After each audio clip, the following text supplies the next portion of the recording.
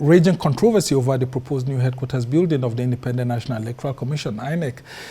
The big question many have asked is who should construct INEC's new headquarters building, the federal government through the FCT administration or electoral body INEC itself. The controversy over who bears the responsibility for constructing the new headquarters building in Abuja has exposed a deeper tension in Nigeria's federal structure. Analysts say it's not just about bricks and mortar, but that it's a complex power display involving legal mandates, institutional independence, fiscal responsibility, and democratic optics. Opposition politicians are already crying foul, accusing the APC-led Tinubu administration of trying to tamper with the integrity of the electoral institution and process in Nigeria by engaging in such acts that may seem deliberately manipulative if the Electoral Commission, in the Electoral Commission ahead of the 2027 general elections. I wish to make it clear that this is not the first time that the Federal Capital Development Authority, FCDA, is constructing an office for the Electoral Commission. When the Commission relocated its headquarters from Lagos to Abuja in 1991, it was the FCDA that provided it with offices in Gariki to accommodate the national headquarters as well as the FCT office. When the facility became overstretched, the FCDA again built our present headquarters. The building in Gariki now operates exclusively as our FCT office. In fact, today's groundbreaking event is the third time in the last 34 years that the FCDA, in the discharge of its responsibilities, is stepping in to either provide office accommodation or alleviate the Commission's space constraint. INEC National Chairman Professor Mahmood Yakubu right there. Now, joining us in the studio to take a critical look at this is the National Chairman of the Action Democratic Party, ADP, and former National Chairman, Interparty Advisory Council, IPAC, Yabagi Sani. Thank you so much for joining us. Thank you very much. So how do you react to Professor Mahmood's submission, I mean, in defense of what the Tinubu-led administration is doing concerning this desire to actually build a new headquarters building for INEC?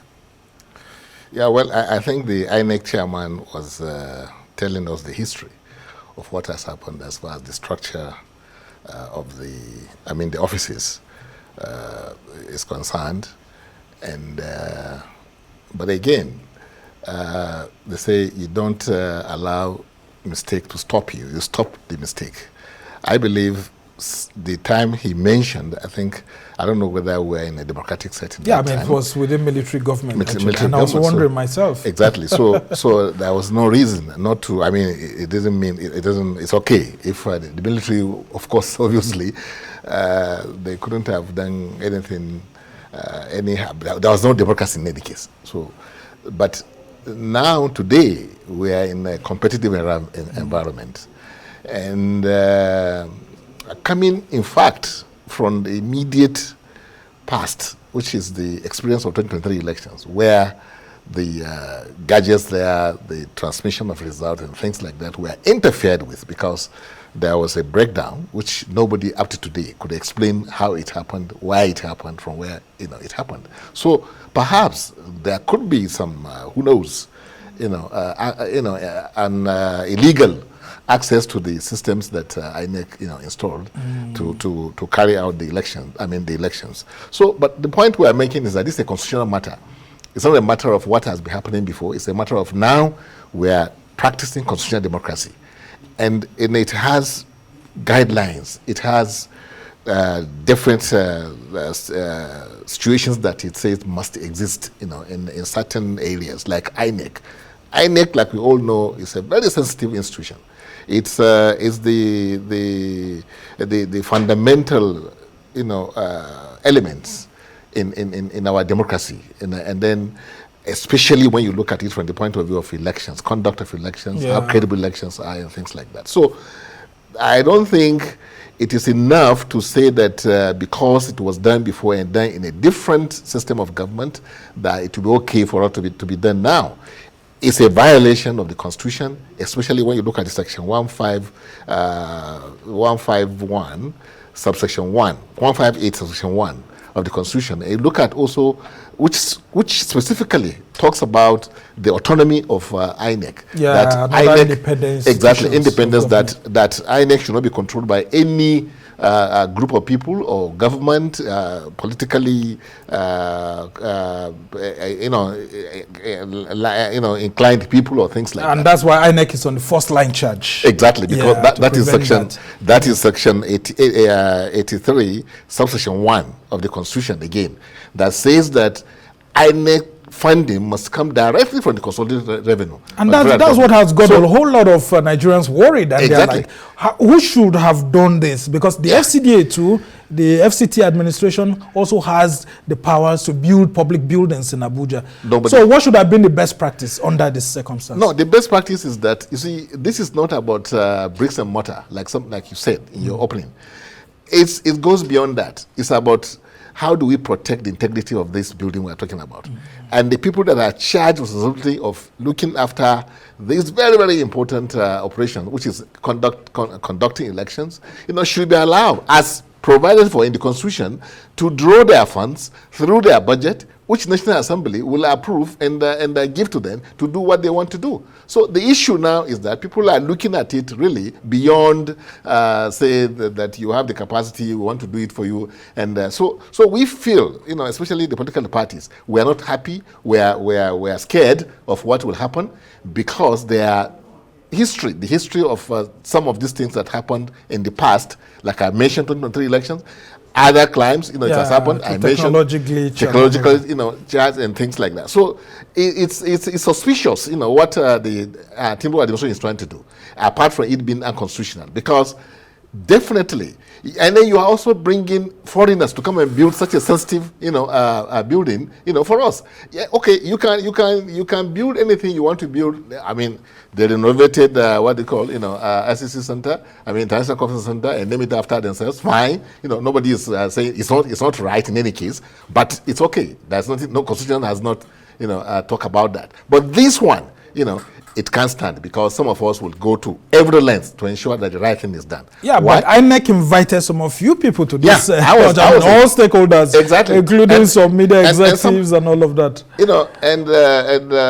see, wasn't it a strategy to actually buy you into it, and for INEC to open itself and say, look, we have nothing to hide? Yeah, but do you know what happened? What happened is that when Mr. President was making his speech, he didn't mention the political parties or the leaders of political parties or political leaders that are present there, But he remembered to mention even the contractor that he's going to do. He acknowledged the presence of the contractor, acknowledged the presence of traditional rulers and things like that, but not the political leaders, which I took exception to that, because from where is he coming? Without political parties, can he be a president? That's a vehicle to power. He cannot be the president of the country. So I don't know why they have such a such a measured respect for political parties, in this climate. And no wonder we are where we are. That's why people are so arrogant. They do things as if we are not governed by laws.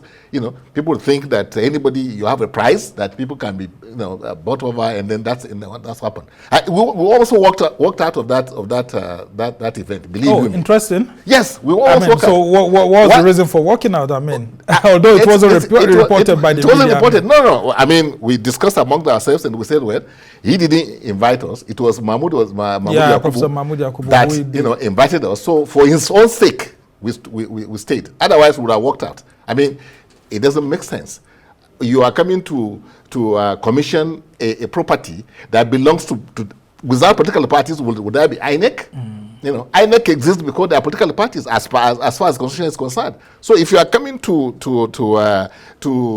commission or to lay foundation for such a building, for God's sake, recognize where you are coming from. You are one of the children of this. Maybe just skipped him. As a human being. Well, but who are the drafters of it? No, but it's not right. All right. Now let's talk about how the APC too has been receiving lots of knocks from Nigerians saying that, look, APC seems to be wanting to tamper with INEC's independence. away from government circles, I mean, is there any way you can hold APC directly responsible? I mean, because, I mean, this is a government-to-government thing. INEC is a government institution, but independent. But of course, you have the FCT administration, and then of course, monies have been devoted. INEC is not a government institution. It's well, a national institution. It's a national institution. Yes. Yeah, I mean, government institutions are there that are directly under the president. You know, he can do whatever he likes. Yes. He can give them money. He can withhold money from them, but not INEC. INEC is a national, institution that is supposedly independent. And of course the president actually. Yes. But you know the environment we are in, which is also not the right thing. The fact that the president appoints the INEC chairman, the national commissioners, and even regs and things like that, that also is another slight on the constitution. Believe you me, it's like giving something from with the right and then taking it away from with the left hand. Otherwise, why should you put INEC, appointment of the operators of INEC under somebody that is just there for a temporary, for maximum 8 years, 8 years, and is competing with others, like. I mean, those are the things that the late Justice Ways said in his report. That is a misnomer. That is. But you have been agitating for that. How come over the years, despite the constitutional reviews, that hasn't really happened? Because that could have checkmated this kind of situation that we have. It has not happened because the National Assembly is also a party to us having this kind of charade which we have as a system of government, because a charade really, if you look at it, from the local government elections to even the national elections, I mean, it's not humanly possible that somebody who appointed you, who will promote you, who do everything, that you will now work against the interests of that person. The leading agencies, that is the police and INEC, they are all in the hands of Bola Ahmed Tinubu as the president. Well, the president of Nigeria, not just him. I mean, what as the president today or any other person. Yes, but today he is Bola Ahmed Tinubu, the president of the Federal Republic of Nigeria. That's who he is. Buhari was there. The president Buhari, he was the president of Nigeria, and he was also doing the same thing. Right from Obasanjo, right from when we had this. So are you saying that INEC's independence is being eroded by the executive over the years? It's been eroded, and the danger is this. The danger in this, if President Tinubu did not stop this contract, take it back to INEC to advertise it, and then select, those that are going to do, and under their own supervision, believe you me, he's causing trouble for himself, because tomorrow anybody can wake up and say that this was done deliberately in order to influence, INEC, so that. Like what is happening in the case of the judges, that one, I don't know what the constitution says about that, but we keep building houses and offices and all this for judges. It's so wrong, Judiciary is supposed to be independent body too. Are you telling me that they don't have brains to organize their own welfare for themselves and things like that? When they also get direct charge, to the concerning revenue. So these are things that we must stop. If we can't stop the issue of the appointment of, because they will say it's in constitution that the president can do it, fine. But with time, I'm sure that will stop. But these ones we can stop. We can stop because it's an affront, especially against us, the opposition party. I mean, I had expected IPAC to actually issue a statement or something like that, the body of political parties. But I mean, that hasn't really happened. So a lot of Nigerians just felt, okay, maybe the political parties have accepted this. I mean, no, nobody will ever accept it. You can't. This existential to political parties. It's not. And of course, they've been hitting the APC and saying that the APC is trying to take advantage of INEC. I mean, isn't that an unfair criticism? It's not an unfair. Everybody at that place, except some of us that were invited as political party leaders, were all APC people. Yeah, but APC is the government in power, and this is a government-to-government sort of relations. So that's what I'm saying. But it's not their property. That's the point we are making. They were just trying to manipulate, and then so that they say absolute power corrupts absolutely, and it's corrupting this government absolutely. But and the case, not believe me, if the right thing is not done, we will go to court, definitely. All right. And the court will give us interpretation of what independent, of INEC's independence. Those sections, section 151, subsection 1, what does it mean? All right. 83, subsection 1, what does it mean? It doesn't mean that somebody who, specifically, the Constitution says, no agency, no person, no anybody should influence what INEC is trying to do. All right, as we try to conclude this conversation, let's talk about the new group of coalition, politicians who want to form a new political party. They've named it ADA, All Democratic Alliance. I mean, you are a national chairman of political parties. How have you been receiving the news, of their desire to get a party it's heartwarming. registered? It's heartwarming. It's to deepen democracy. The more the merrier. Democracy is government of the people, by the people, for the people. So people, and the Constitution also guarantees free association, free expression. You should be able to come together and then pursue. If you feel what is happening is not right and you have better ideas, you can do better for the country, of course, you should be allowed to exist. But isn't that a vote of confidence on existing political parties like you? I mean, if they couldn't approach ADP or other parties to use it as a vehicle, doesn't it look like, maybe some of these politicians don't believe that the existing parties have the capacity? No, but they went to ADC, isn't it? And they went to SDP. So I don't know what happened, why ADA. But again, like I said, I think from the democratic point of view, democracy, it's a welcome development because it means that democracy is growing. It means that people really want to participate. And they feel that the space is too chopped up for them, that maybe they can't express themselves or do the things they want to do in the manner they want to do them. So that's why some of us are happy that they are coming, to make the contest to be more interesting. You have people that will come out with their own ways and then, which will further, excite Nigerians because that's what you want. Some of them have been crying that it looks like INEC's body language doesn't permit for the registration of a new political party. Can INEC still do that within the window between our next elections? Is INEC obligated? Can they still fulfill that? INEC is a creation of the Constitution. They are governed by laws.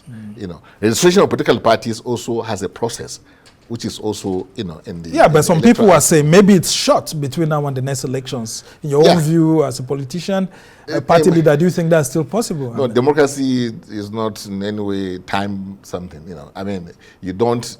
The fundamental, rights of the people is that they have a right to associate with anybody they want to associate to. They have a right to exist as a political party.